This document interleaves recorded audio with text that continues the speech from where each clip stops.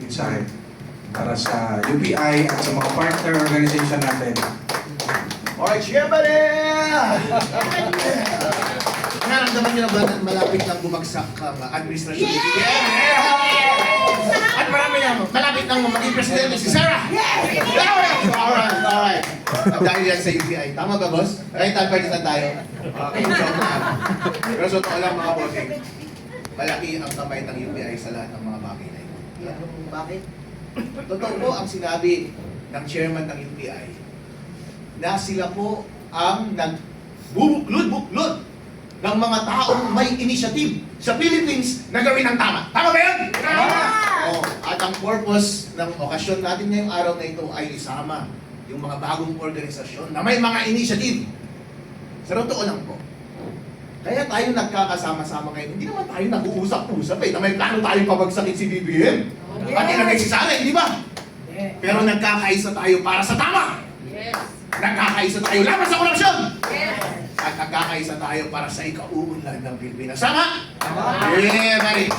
At totoo po yan. At nagkatsambahan lang tayo nagkakasama. Dahil sa totoo lang po, nung umpisa, at hanggang ngayon, independent pa rin po ako. Wala po ako kasama. Until mamaya, dahil magiging member na ako ng PDP. Yeah? Alright? Pero po, sa totoo lang po, totoo yan. Dahil nung first time po na nagmi-meeting, yung mga taong gustong gumawa ng pagbabago sa Pilipinas at yung mga inaapi ng gobyerno na ito, parati kong nakikita ang ubing at parating sila ang namumuno at parating present yung mga yan. At sila po ang force na nandiyan parati na ipinagkakaisa, ginagawa nilang isa, united ang lahat ng initiative namin. Imagine nyo po kung nag-iisa kami parati. Eh di nakulong-kulong na kami nila, nila Kiko, inaresto, kinulong. Ako, inaresto, kinulong. Eh si Bossing, inaresto, kinulong. Pero dahil nagsasama-sama kami ngayon, hindi ka pa kami humihimas ng rehas. Alright? Baka mas mauuna pa si Romualdez! At saka si Maliko! At malay niyo pati si BBM. Totoo po yan. Pinag-iisa-isa nila lahat ng initiative. Napakaganda po na magkakaisa ang lahat ng inisyatibo para sa tama. Totoo po yan, non-violence.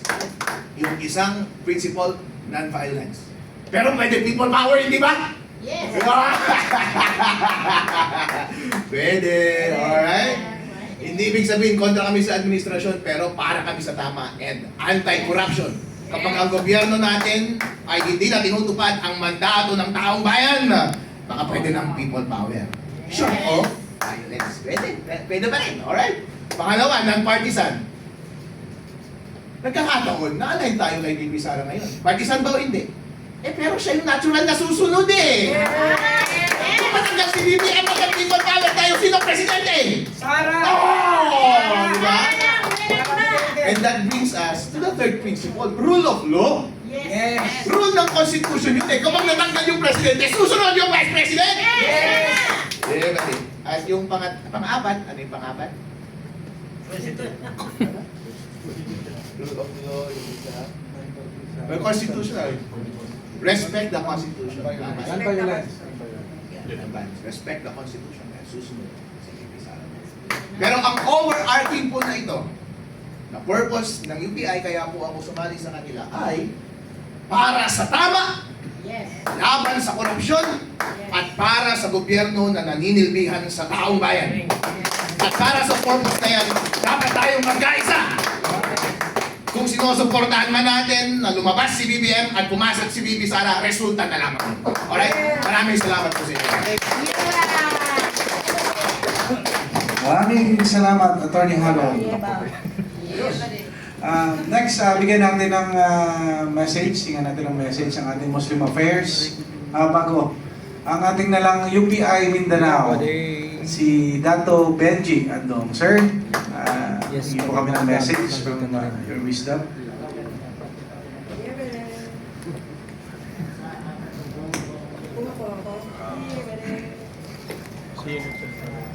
Mapayapang hapon. Hapon na siguro. Kami bilang kasama niyo sa Mindanao ay lubos na nagagalak at nakita namin na may mga initiative dito sa Luzon na pwede nating pagsamahan. Alam naman ninyo kami doon sa Mindanao, matagal nang nakakaranas ng mga api. Kaya muli kaming nabuhayan ng loob dahil yung mga front natin ngayon, katulad ng Imayle, mukhang nagbabago na. So kailangan ituloy natin yung mga likay nila dahil naano na sila ng sistema. Actually, ang kalaban natin ay sistema. Si Marcos ay biktima pa rin ng sistema. Yung unitary form of government, hindi maganda yan. Because you cannot say no to the president. That is the case. So kami sa Mindanao, nagagala kami makilala kayo kasama sa isang makabulong istaga. Maraming salamat, Mindanao Chairman, UPI Chairman, Dato Benji Anto. Hingan natin ng message si ating Muslim Affairs, Sir Dato Alan Ismail, sir. Hello. Magandang umaga sa inyo lahat. Kami rin ay nagagalak at nadagdagan na naman ang grupo ng UPI. So, katulad na sinasabi ni Dato Benji, although kinakatawan ko ang Muslim Affairs dito sa Luzon, ang ugat ko pa rin ay Mindanao. So, yun din ang sinususugan ko, yung kagalakan na pinapaabot ni Dato Benji. Maraming salamat po. Maraming salamat, Dato Alan. At sa ating Public Affairs, UPI Public Affairs, Sir Colonel, message, sir. Magandang hapon po sa inyong lahat. Ulit natin para medyo Magandang hapon po sa inyong lahat. Ako po si retired Police Colonel Jonathan Galang. Ako po yun sa Public Affairs ng ating United People's Initiative. Kami po ay natutuwa at nagagalak na nandito po kayo ngayon at kasama po ng ating mga civil organizations na nais buong makiisa sa layunin ng UPI. Kamakailan lang po lamang na galing po kami, kasama po si General Romy sa Mindanao. At overwhelming ang attendance ng ating mga kapatid na Muslim doon po sa Mindanao when we went there. Nag-oath-taking po sila sa UPI. Gaya po na nabanggit ng ating founding chairman and lead convener na si General Romy Pokis. Ang UPI po ay tumatanggap regardless of your political affiliation. Basta po sundin lang po natin at naniniwala po tayo dun sa apat na core values na amin pong kinakampanya. Ang pagsali niyo po, pwede po kayong sumali as a group, pwede po kayong sumali individually. Actually, pwede niyo pong bisitahin yung ating website at doon po makakapag-download po kayo ng form. Meron naman po tayong vetting process na tinatawag. Hindi naman po lahat pagka basta papasok. Of course, meron po tayong sinusunod na criteria bago po maging full-fledged na miyembro ng United People's Initiative. At para lang po sa kaalaman ng mga nakararami, ang UPI po ang ating pong adhikain. Gusto po natin na magkaroon ng isang legitimate vanguard ng taong bayan. Hindi po kami dito, kaya po very kami dun sa political yung mga political activities. Kami po of course hindi po natin maalis yung politika, pero kami po as much as possible we focus dun sa mga issues affecting yung ating mga kababayan. Ini-empower po namin ang ating mga kababayan, kaya po kami nagkaisa. Yun po ang layunin ng UPI. Magkaroon po ng representasyon ang taong bayan para po sa mga reforma na gusto natin o nais natin ma-implement from the barangay level hanggang sa national. Ganun po yung aming envision, yung aming pong pinapangarap na yung totoong power ay mag-e-emanate sa mga tao. Na kapag nakikita natin na mali na ang mga nangyayari at dapat na silang pansinin o tawagin ng kanilang atensyon.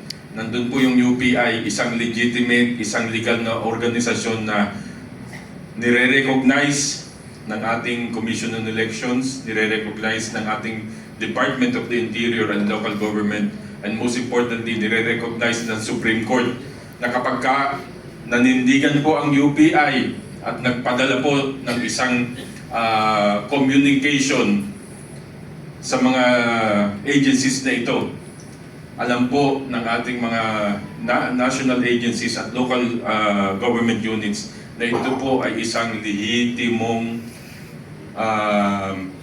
pag-reach out ng ating mga kababayan. Kaya po, muli po kami po nagpapasalamat dahil bago ko pala makalimutan, marami din po kasi akong nababasa pagka kami dun sa aming website na hindi po lahat ng member ng UPI ay mga retired na military o police. Civil society po, halo-halo po yan. May mga kasama po, kagaya po si Attorney Respicio, hindi naman po military si Vice. So marami po, kaya lang po kami po yung mukha, kami po yung umaharap sa inyo. At yung pong mga naririnig natin na nagsasabi na, kasi ito madalas ko mabasa doon sa mga comment eh. Ayan yung mga retired na hindi nabigyan ng pwesto, mga nagpapapansin. Ang sagot lang po namin dyan, kung kami po ay nagpapapansin, ang intensyon po ng aming pagpapapansin ay para pumapansin yung concerns ng ating sambayanan. Hindi po kami nagpapapansin para sa sarili namin. At wala po kaming intensyon na maging mga politiko. Yung po ang katotohanan dyan. Kaya po kami, very allergic kami pagkadating sa mga political activities. Wala po sa amin nag-a-ambition dito. Kaya po, ang pakiusap lang namin, makiisa po ang lahat. Yung gusto pong sumali at sumapi sa UPI, welcome po kayo. Punta po kayo sa aming website. UPIPH.org. Yan. One word lang po yun. UPIPH.org. Open nyo po doon, makikita nyo po yung meron po doong application form na pwede nyo pong i-download. Tapos pag na-fill up nyo po, i-resend nyo lang doon sa website na yon at i-evaluate po namin.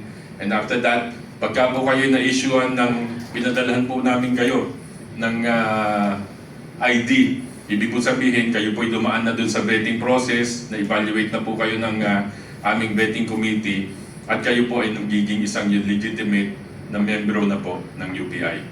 So, muli po, maraming salamat. Magandang hapon po sa ating lahat.